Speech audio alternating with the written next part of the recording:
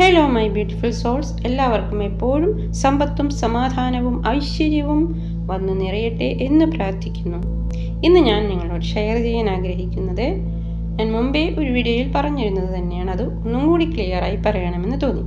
അതാണ് തമ്പനയിൽ കണ്ടതുപോലെ ചിലർ പറയാറുണ്ട്, ഞാൻ അത്രയേറെ കരഞ്ഞ് മനസ്സുരുകി പ്രാർത്ഥിച്ചിട്ടും എന്താണ് ദൈവം അത് കേൾക്കാത്തതെന്നും എന്നോട് ദയ തോന്നാത്തത് എന്താണ് എന്നൊക്കെ. ശരിയാണ്, നാം അത്രയേറെ കരഞ്ഞ് പ്രാർത്ഥിച്ചിട്ടും നമുക്ക് ആ പ്രാർത്ഥനയ്ക്ക് ഒരു ഫലവും ലഭിക്കാതെ വരുമ്പോൾ നമുക്ക് തന്നെ ഭയങ്കരമായിട്ടുള്ള നിരാശയും ഒക്കെ ഉണ്ടാവും അല്ലേ. അപ്പം ഇനി ഞാൻ പ്രാർത്ഥിക്കുന്നില്ല, ദൈവം എന്താണോ എനിക്ക് വച്ചിരിക്കുന്നത് അതുപോലെ തന്നെ നടക്കട്ടെ എന്നൊക്കെ നാം പറയാറില്ല, അങ്ങനെയൊക്കെ ചിന്തിക്കാറുണ്ടല്ലേ.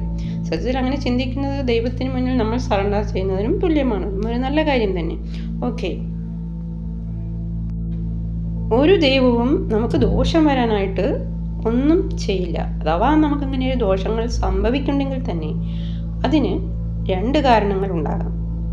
അതിലൊന്ന് അത് നമ്മുടെ തന്നെ പ്രവൃത്തി ദോഷം കൊണ്ടുള്ള അറിഞ്ഞോ അറിയാതെയോ കർമ്മഫലമായിരിക്കാം. രണ്ടാമത് നമ്മിൽ നിന്നും പുറത്തേക്ക് അയക്കുന്ന ആ എനർജിയുടെ ഒരു റിഫ്ലക്ഷൻ. ഇവ രണ്ടും കൊണ്ടും കൂടിയാണ് നമുക്ക് ദോഷങ്ങൾ സംഭവിക്കുന്നത്.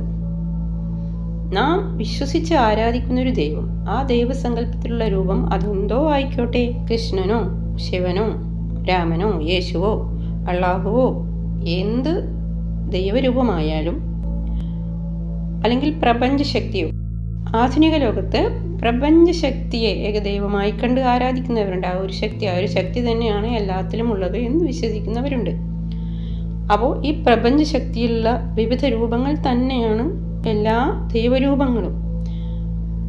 ആ ഒരു ചൈതന്യം നമുക്ക് നല്ലത് മാത്രം വരുത്തുകയുള്ളൂ എന്നാണ് ഞാൻ വിശ്വസിക്കുന്നത്. എപ്പോഴും നാം ഇല്ലാത്തതിനെ പറ്റി പറഞ്ഞുകൊണ്ടിരുന്നാൽ നമ്മളിൽ നിന്ന് പുറത്തേക്ക് പോകുന്നത് എന്താണ്? ആ ഒരു ഇല്ലായ്മ എന്ന നെഗറ്റീവ് എനർജിയാണ്. അപ്പോൾ നമ്മളിലേക്ക്, നമ്മുടെ ജീവിതത്തിലേക്ക് തിരിച്ചു വരുന്നത്, ഇങ്ങോട്ട് വരുന്ന എനർജിയും ആ ഇല്ലായ്മ എന്ന ആ ഒരു നെഗറ്റിവിറ്റി തന്നെയാവും പ്രതിഫലിക്കുന്നത്. എപ്പോഴും നമ്മൾ ഇല്ല എന്ന് പറയുന്നതിന് പകരം കുറച്ചേ ഉള്ളുവെങ്കിലും ഉണ്ട് എന്ന് പറഞ്ഞു ശീലിച്ചു നോക്കിയേ. അതുപോലെ തന്നെ നമുക്ക് എന്തെങ്കിലും ശാരീരികമായ ബുദ്ധിമുട്ടുകൾ അനുഭവിക്കുകയാണെങ്കിൽ എപ്പോഴും നമ്മൾ അതിനെക്കുറിച്ചൊരു ചിന്തിക്കാതെ, അല്ലെങ്കിൽ എപ്പോഴും മറ്റുള്ളവരോട് എനിക്ക് വയ്യ എന്നിങ്ങനെ പറയാതെ അതിനെ നമ്മൾ കംപ്ലീറ്റ് ആയിട്ടും നമ്മൾ വിട്ടുകളയുക, ഓർക്കാതിരിക്കുക. അതിൻ്റെ വഴിക്ക് പൊക്കോട്ടെ. നമ്മൾ നമ്മുടേതായ കാര്യങ്ങളിൽ മുഴുകുന്നു. സത്യത്തിൽ ആ അസുഖത്തിനെ കുറിച്ച് തന്നെ നമ്മൾ ഓർക്കാതിരുന്നാൽ, കൂടുതലായിട്ട് അതിനെ ഫോക്കസ് ചെയ്യാതിരുന്നാൽ അസുഖം തന്നെ ശരിക്ക് പകുതി കുറഞ്ഞ ഒരവസ്ഥയിൽ പിന്നീട് നമുക്ക് ഫീൽ ചെയ്യും.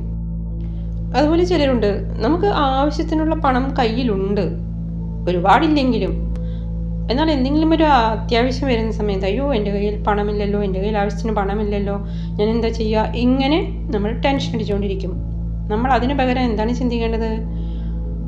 ആ പണം എനിക്ക് ആവശ്യമുള്ള സമയത്ത് എന്ത് വിധത്തിലായാലും അതെൻ്റെ കയ്യിൽ എത്തിയിരിക്കും എന്ന് വിശ്വസിക്കുക. ആ വിശ്വാസം നിങ്ങൾക്ക് ആവശ്യമുള്ള പണം നിങ്ങളിലേക്ക് എത്തിക്കും എന്നുള്ളതാണ്. നമ്മൾ അങ്ങേയറ്റം നന്ദിയോടുകൂടിയും പോസിറ്റീവ് എനർജിയിലുമാണ് എങ്കിൽ നമുക്ക് തിരിച്ചു കിട്ടുന്നതും അതേ എനർജി തന്നെയാവും. അപ്പോൾ നാം ദൈവത്തിന് മുന്നിൽ നിന്ന് എങ്ങനെയാണ് പ്രാർത്ഥിക്കേണ്ടത്? അതാണ് ഞാൻ ഇവിടെ പോയിന്റ് ഔട്ട് ചെയ്യുന്നത്. അങ്ങേയറ്റം പോസിറ്റീവായ മനോഭാവത്തോടെയും നന്ദിയോടെയും ഇപ്പോൾ എനിക്ക് എന്തെല്ലാം ഉണ്ടോ ആ ഉള്ളതിനെല്ലാം സന്തോഷത്തോടെ ആത്മാവിൻ്റെ ഉള്ളിൽ നിന്ന് ദൈവത്തിന് മുന്നിൽ നിന്ന് നാം ചെയ്യേണ്ടത് അതാണ്. നമുക്കുള്ളതിനുള്ള നന്ദി സമർപ്പണമാണ് നാം ചെയ്യേണ്ടത്, അല്ലാതെ ഇല്ലാത്തതിനെ ചൊല്ലി കരയുകയല്ല.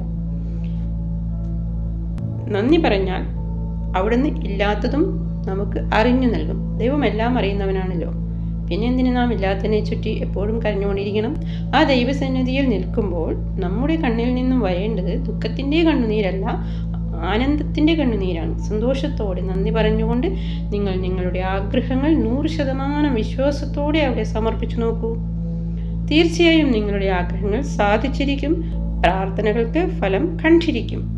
ഓക്കെ, നമുക്ക് ആരോഗ്യമുള്ളൊരു ശരീരവും മനസ്സുമുണ്ടെങ്കിൽ അതുതന്നെ ദൈവം നമുക്ക് കനിഞ്ഞു നൽകിയിട്ടുള്ള ഏറ്റവും വലിയൊരു സമ്പത്തും അനുഗ്രഹവും തന്നെയാണ്.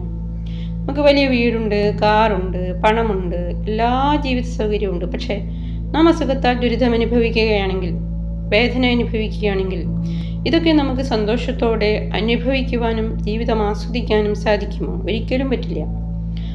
എന്നാൽ നമുക്ക് ഇതൊന്നുമില്ല എന്നിരിക്കട്ടെ, അത്യാവശ്യം ജോലി ചെയ്ത് ജീവിച്ചു പോകാനുള്ള ഒരു സൗകര്യങ്ങളുണ്ട്, ആരോഗ്യമുള്ളൊരു, രോഗങ്ങൾ അലട്ടാത്ത ഒരു ശരീരവുമുണ്ട്, സ്നേഹിക്കാനായാലും ഒരു മനസ്സുണ്ട്. എങ്കിൽ ഉള്ളതുകൊണ്ട് നമുക്ക് ജീവിതം ആസ്വദിക്കാനാകും, സന്തോഷത്തോടെ ജീവിച്ചു പോകാനും ആകും.